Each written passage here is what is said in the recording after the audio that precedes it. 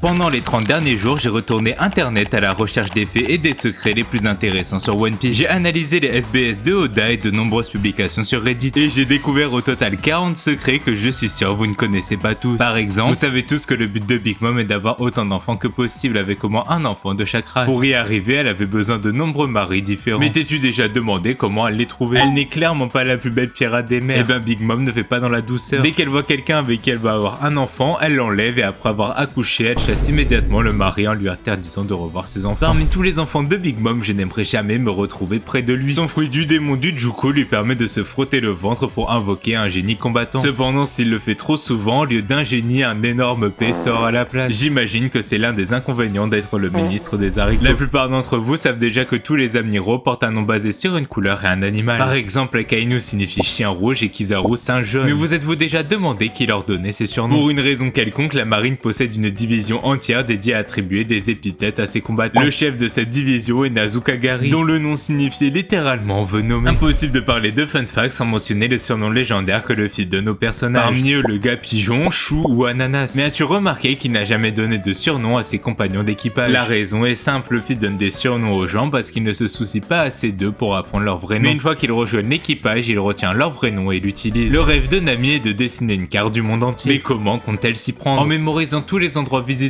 pour les dessiner plus tard? Bien sûr que non, ce serait impossible. Même si on la voit rarement dessinée dans l'animé, Oda a révélé qu'après chaque dîner, Nami dessine la carte de la zone parcourue ce jour-là sans jamais manquer une journée. Chopper a mentionné plusieurs fois qu'il n'était pas attiré par les humains. Puisqu'il était à l'origine un reine, beaucoup pensaient qu'il ne trouverait jamais l'amour. Puis Milky est apparu sur Zou, une mine que reine. Chopper est tombé amoureux d'elle instantanément, elle est devenue la seule personne qu'il aimerait fréquenter. Après la défaite de Doflamingo à Dressrosa, les primes de plusieurs membres de l'équipage du chapeau de paille ont augmenté de 50 millions de berries. Même pour certains qui n'avaient pas combattu. La raison, la marine ne veut pas vraiment savoir qui a combattu qui pour ajuster précisément les primes. Donc elle ajoute simplement un montant fixe à tout le monde. Cela s'est reproduit après Onigashima avec une hausse de 300 millions pour plusieurs membres. Beaucoup ont remarqué que le restaurant Baratie est devenu bien plus grand avec le temps. Mais ce que peu savent, c'est que deux autres restaurants Baratie ont ouvert depuis le départ de Sanji. Le premier géré par Patty est un sous-marin. Le second dirigé par Karn ressemble au Baratie original mais possède une énorme tête de Sanji à l'avant. La popularité de Sanji en tant que pirate a visiblement boosté les affaires. Vous vous êtes peut-être déjà demandé ce que sont les espèces d'étincelles au bout des cheveux de Crackers. Dans un SBS, Oda a répondu à cette question d'une manière absurde. En réalité, lors de la création du personnage, il ne savait pas lui-même ce que c'était. Mais il les a gardés parce qu'il trouvait ça stylé. La première fois que la prime de Sanji a été publiée, sa photo était en réalité un dessin au lieu d'une vraie photo. Pourquoi? Parce qu'une certaine personne a oublié d'enlever le capuchon de l'objectif avant de prendre la photo. Cette personne s'appelait Attache. Chef du département photo de la marine, il a été renvoyé après avoir oublié d'enlever le capuchon 56 autres fois. Au début de l'animé, on voyait Shanks et son équipage boire de l'alcool dans des shops à bière, comme beaucoup d'autres pirates dans One Piece. Plus tard, tout le monde s'est mis à boire dans des mugs ressemblant à des tonneaux. Oda a expliqué qu'il avait fait ce changement pour éviter de sous-entendre que tous les personnages buvaient de l'alcool, puisque certains n'ont pas l'âge légal au Japon qui est de 20 ans. Mais il reconnaît aussi que les mugs en forme de tonneaux sont bien plus stylés. Vous vous souvenez de New Kamaland, l'étage caché d'Impel Down dirigé par Ivankov? Vous êtes-vous déjà demandé comment cet endroit a été créé? Avant de rejoindre l'armée révolutionnaire, Morley était un pirate emprisonné à Impel Down. Il s'est échappé grâce à son fruit du démon qui lui permet de manipuler le sol librement, creusant ainsi cet immense espace. Des années plus tard, Ivankov l'a trouvé par hasard et l'a transformé en New Kamaland. Fait amusant, Ivankov ignore encore que c'est Morley qui a creusé cet endroit. Dans le chapitre 1, lorsque le bandit Iguma défonce la porte du bar de Makino, quelque chose d'étrange se produit. Quelques pages plus tard, la porte est miraculeusement réparée. Oda a expliqué que c'est un personnage nommé Matomo qui l'a réparé. Un petit gars grincheux, incapable d'ignorer quelque chose de cassé. En réalité, Oda avait simplement oublié de redessiner la porte. Dans One Piece, certains objets inanimés peuvent manger des fruits du démon. Par exemple, l'épée de Spandam ou le bazooka de Mr. Four. Mais un exemple plus discret existe à Wano. Dans la maison de Sukiyaki, on peut apercevoir une théière vivante nommée Bumbuku. Elle a mangé le Inu Inu no Mi modèle Tanuki, ce qui l'a transformé en Tanuki vivant. Les escargophones sont des créatures étranges. Ils fonctionnent comme des téléphones mais peuvent imiter l'apparence de la personne qui parle à travers. Le plus fascinant est qu'ils sont vivants et ont des émotions. Donc si un escargophone est fatigué ou affamé, il pourrait ne pas vouloir utiliser son pouvoir d'imitation. Les lecteurs du manga connaissent sûrement les cover stories. En les assemblant, elles forment de véritables histoires parallèles. Le plus intéressant est que les personnages de ces mini-histoires réapparaissent souvent plus tard dans l'intrigue principale. Par exemple, Moda, la vendeuse de lait qui a sauvé Ace, qui réapparaît des centaines de chapitres plus tard. Vous êtes-vous déjà demandé l'histoire de la grenouille sur la tête d'Usopp quand il vendait de l'huile de crapaud? Elle s'appelle Gamma Pionosuke. Un jour, elle a vu un serpent, elle a paniqué et a sauté sur la première personne qu'elle a vue et c'est Usopp. Heureusement pour elle, Usopp a lui aussi fui à toute vitesse en voyant le serpent. Beaucoup comparent Doflamingo à Spider-Man, surtout à cause de ses fils et de ses ses lunettes. Pourtant Oda a révélé que Spider-Man n'était pas sa source d'inspiration. Il s'est en réalité inspiré de Kamen Rider Super 1, dont les yeux ressemblent beaucoup à ceux de Doflamingo. Tous ceux qui mangent un vrai fruit du démon disent que le goût est horrible. Pourtant Momonosuke n'a pas l'air dérangé, les habitants de Wano trouvent même certains fruits délicieux. La raison est liée au smile. César a modifié ses fruits artificiels pour leur retirer le mauvais goût, leur donnant le goût d'un fruit normal. Avec des milliers de personnages à concevoir, Oda s'inspire souvent de personnalités réelles. Par exemple, les amiraux sont basés sur des acteurs japonais célèbres. Un exemple moins connu, Shinobu a été dessiné en s'inspirant de la comédienne japonaise Naomi Watanabe. Même si Kawamatsu ressemble à un kappa avec sa peau verte et sa bouche en forme de bec, il n'en est clairement pas un. Car les kappas n'existent pas dans le monde de One Piece. Karazu est en réalité un homme poisson. S'il agit comme un kappa, c'est parce que sa mère lui a conseillé de le faire afin d'éviter les discriminations envers les hommes poissons. Dans One Piece, plusieurs personnages ont des têtes anormalement grandes. Mais alors, qui a la plus grosse tête? Vegapunk serait le gagnant, mais comme il a raccourci sa tête, il est disqualifié. Sans lui, le personnage ayant la plus grosse tête est le vice-amiral Strawberry, dont la tête grossit davantage lorsqu'il est triste. Les grosses têtes c'est intéressant, mais les gros nez c'est encore mieux. Donc qui possède le plus long nez de One Piece? On pourrait penser directement à Usopp. Pourtant son nez fait que 13 cm. Katarina Devon et Arlong en ont des bien plus longs. Mais le record appartient à Vasco Shun. Oda a caché un petit secret dans le chapitre 977. Au début du chapitre, Nami et plusieurs Mugiwara serrent Jinbei dans leurs bras. Sur la page suivante, caché dans un coin, on peut apercevoir un mini Sanji qui est triste et jaloux. Lors de la fin du combat de Sanji contre Queen, un détail important apparaît. Les sourcils des frères et sœurs de Sanji forment naturellement un 66, alors que ceux de Sanji étaient inversés car ses pouvoirs de Germa n'étaient pas éveillés. Lorsqu'il a finalement éveillé ses capacités, ses sourcils ont pris la forme du 66. Après le combat, ils sont redevenus normaux, ce qui montre qu'il peut activer et désactiver ses pouvoirs de Germa. King, Queen et Jack de l'équipage des 100 bêtes sont nommés d'après des cartes à jouer, mais ce n'est pas tout. Les Flying Six portent aussi un nom lié à des jeux de cartes. Sasaki, Black Maria et Ulti sont tous des noms de jeux de cartes. Même les Headliners et certains Numbers suivent ce thème. Si les Mugiwara sans fruit du démon pouvaient en choisir un, Zoro prendrait celui de Kaido, mais le donnerait à une de ses épées. Nami choisirait celui des nerfs. Usopp prendrait le Pokénomi. Sanji lui prendrait celui de Senior Pink. Franky prendrait celui de Baby Five pour devenir une arme vivante. Contrairement à beaucoup d'animés où les cheveux ne poussent jamais, dans One Piece tous les Mugiwara ont les cheveux qui poussent. Si on ne le remarque pas, c'est parce que 3 membres leur coupent régulièrement les cheveux. Usopp, Sanji et Robin. Dans le chapitre 963, le dieu de la montagne Yama est montré vivant, alors qu'Oden l'avait coupé en deux quelques chapitres plus tôt. L'explication est que la coupe d'Oden était si propre que le corps de Yama a pu être collé sans problème. Cela montre à quel point Oden était puissant. Oda s'inspire parfois d'œuvres réelles pour dessiner certaines cases. Lors d'une visite à Kyoto, il a vu au Kinkakuji une image représentant deux dragons. Il a immédiatement voulu reproduire cette scène, ce qu'il a fait plus tard lorsque Momonosuke affronte Kaido sur le toit. T'es-tu déjà demandé comment Kid est devenu un pirate? Kid Killer et tous les membres de son équipage étaient tous des chefs de gang rivaux dans South Blue. Même s'ils étaient tous rivaux, ils étaient aussi amis et se respectaient. Un jour, le gang le plus puissant de leur île a tué Victoria, l'ami d'enfance de Kid. Fou de rage, Kid s'est allié à ses rivaux et ensemble ils ont vaincu le gang pour venger Victoria. Après cela, Kid a décidé qu'il ne voulait pas passer le reste de sa vie sur une petite île. Et il est devenu pirate avec ses amis. Les passe-temps de Smoker, Tashigi et Ina ont été révélés. Smoker aime la céramique et les jeux d'argent. Tashigi aime lire des livres sur les sabres et pratiquer le kirigami. Ina, quant à elle, apprécie l'équitation et les sorties en boîte de nuit. Dans One Piece, il existe des milliers de pirates, mais aucun ne porte de cache-œil. C'est étonnant car le cache-œil est l'un des symboles les plus associés à la piraterie. Oda a expliqué qu'à ses yeux, le cache-œil représentait le pirate ultime. C'est pourquoi il l'a réservé à un personnage très spécial qui apparaîtra vers la fin de l'histoire. Récemment sur Eigen, nous avons découvert le docteur Vegapunk et ses 6 satellites. En observant Pythagore, un fan a remarqué quelque chose d'intéressant. Son design ressemblait énormément à une personne d'une vieille émission appelée Gamba Robocon. En comparant les deux, on constate qu'ils sont presque identiques. Oda a expliqué qu'il adorait regarder cette émission il y a plus de 40 ans lorsqu'il était enfant. Comme vous l'avez deviné, les références ne s'arrêtent pas là. La posture emblématique du Gear 4 de Luffy est également inspirée du monde réel. Cette pose rappelle les statues Nioh qui gardent l'entrée des temples bouddhistes. Ces statues symbolisent la puissance. Et s'il fallait décrire le Gear 4 en un seul mot, ce serait sûrement puissant. Dans le flashback de Big Mom, nous avons vu de jeunes géants Ajurudin et son ami. Nous savons tous ce qu'est devenu Ajurudin. Mais savais-tu que son ami était déjà apparu bien plus tôt dans l'histoire? Ce géant n'est rien d'autre que Stensen, celui qui était emprisonné dans la vente aux enchères à Sabaody. À l'époque, il avait déclaré que s'il revoyait un jour les chapeaux de paille, il leur rendrait l'appareil. C'est exactement ce qu'il a fait aujourd'hui puisqu'il est membre du nouvel équipage des géants, eux-mêmes affiliés à la grande flotte du chapeau de paille. Et l'amie d'enfance de Big Mom Girl, sais-tu ce qu'elle est devenue? Elle est devenue médecin du nouvel équipage des géants. On la revoit également dans le passé de Vegapunk aux côtés des autres géants qui récupèrent les livres survivants d'Ohara. Alors qu'il était emprisonné à Impel Down, Doflamingo demanda à Sadie de lui apporter des journaux parce qu'il s'ennuyait. Elle refusa évidemment, n'ayant aucune raison de lui faire plaisir. Pourtant, la fois suivante où nous le voyons, il lit le journal. Beaucoup de gens ont pensé que Sadie avait fini par céder. La véritable raison est que Doflamingo connaît énormément de monde dans la prison. Il n'est donc pas surprenant qu'il parvienne parfois à mettre la main sur des journaux. Selon certains fans, Spider-Man, Smoker et Ima seraient pratiquement confirmés comme étant en couple. Ils ont déjà été représentés ensemble lors d'un rendez-vous dans une cover story, ce qui a donné la théorie selon laquelle Oda dissimulerait leur relation. T'es-tu déjà demandé comment Zunisha pouvait tenir debout au milieu de l'océan? Il est gigantesque et cela semble quand même impossible. Quelqu'un a posé exactement cette question à Oda. Celui-ci a répondu que Zunisha n'était pas un éléphant ordinaire mais un éléphant de l'espèce Nita minorita, caractérisé par d'immenses pattes dotées de multiples articulations. Sachant que Zunisha mesure environ 35 km de haut, ses pattes doivent faire au moins 30 km. Et voilà, on a déjà fini. Dis-moi dans les commentaires quel fait je t'ai appris et like cette vidéo si tu veux un épisode 2. Si vous aimez ce genre de vidéo, celle-ci pourrait bien vous plaire. Salut à tous, c'était Lux, tchuss.